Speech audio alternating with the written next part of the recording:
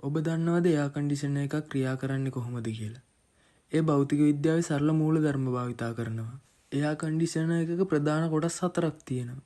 වාෂ්පීකරණය, සම්පීඩකය, ඝනීභවනය සහ ප්‍රසාරණ කපාටය. මෙම කොටස් ශීතකාරකයක් නම් විශේෂ තරලයක් සංසරණය කරනවා. පළමුව ශීතකාරකය වාෂ්පීකාරකය තුළට ගලා යන අතර එහිදී කාමරයේ ඇති තාපය අවශෝෂණය කර වායුවක් බවට වාෂ්ප වෙනවා. මෙම ක්‍රියාවලිය මගින් කාමරය සිසිල් කරනවා.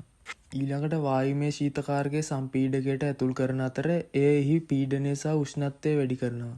ඉන්පසු උණුසුම් අධිපීඩන ශීතකාරක වායුව ඝනීභවනයට ඇතුල් වන අතර එහිදී එලිමහන් වාතයට තාපය මුදා හැර ද්‍රවයක් බවට ඝනීභවනය වෙනවා.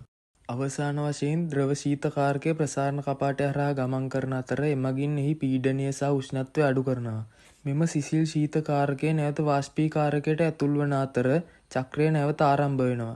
ඒක තමයි එයා කන්ඩිෂනර් එකක් ක්‍රියා